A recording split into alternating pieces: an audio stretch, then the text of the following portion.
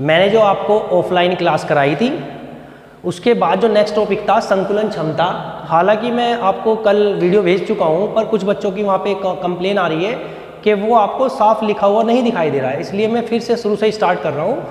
तो आपका जो ऑफलाइन क्लास हुई थी उसके बाद जो आपका टॉपिक है वो है संकुलन क्षमता, जिसे इंग्लिश में बोलते हैं पैकिंग एफिशिएंसी। अब इसकी डेफिनेशन क्या है? डेफिनेशन है किसी क्रिस्टल संरचना में मात्रक कोष्ठिका यानी कि मात्रक सेल के संपूर्ण आयतन का जितना आयतन परमाणुओं यानी कि गोलों द्वारा घिरा रहता है उसे उस मात्रक कोष्ठिका की संकुलन क्षमता कहते हैं। जैसे ये एक मात्रक कोष्ठिका है, ये देखिए ये मात्रक कोष्ठिका है, ये इसका कुल आयतन है, ठीक है, ये इसका कुल आयतन है। इसमें ये गोले हैं, ये कितना आयतन घेर रहे हैं, ये इसकी संकुलन क्षमता होगी।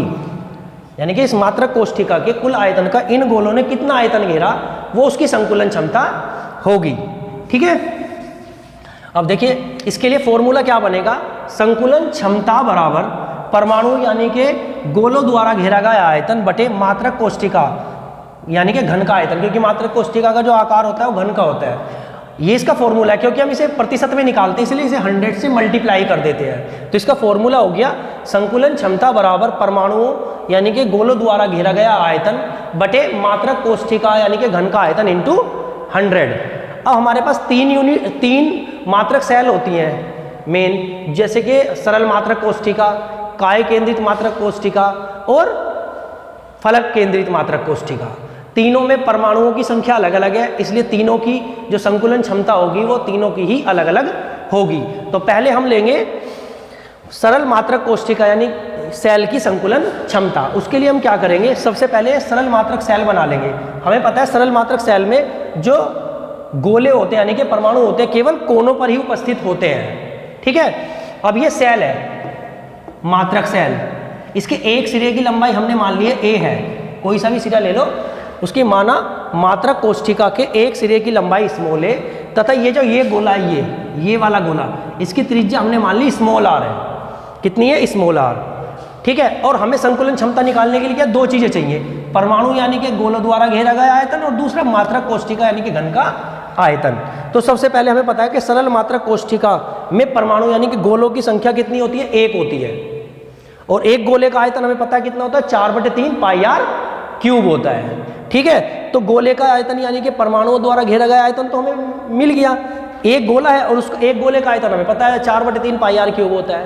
अब चूंकि ये गोले ये इस तरह से एक दूसरे को स्पर्श करते हैं, भाई ये गोले एक दूसरे को स्पर्श कर रहे हैं, तो इसकी त्रिज्या और इसकी त्रिज्या किसकी? a के बराबर है, तो a बराबर क्या हो जाएगा?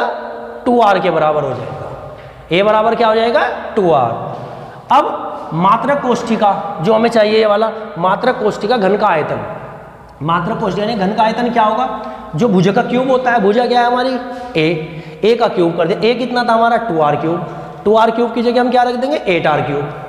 और हमारे पास फॉर्मूला क्या है? संकुलन क्षमता बराबर होता है परमाणुओं यानी कि गोलों द्वारा घेरा गया आयतन बटे मात्रक कोष्ठिका यानी कि घन का आयतन इंटू 100।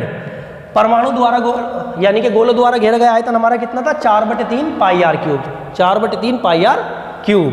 और जो हमारा घन का आयतन कितना आया था हमारा? 8r क्यूब, 8r क्यूब रख दिया। r क्यूब से r क्यूब कट गया, 4 दूनी 8, 2 कट गए, और ये सारा काट के आपका आएगा 52.4%।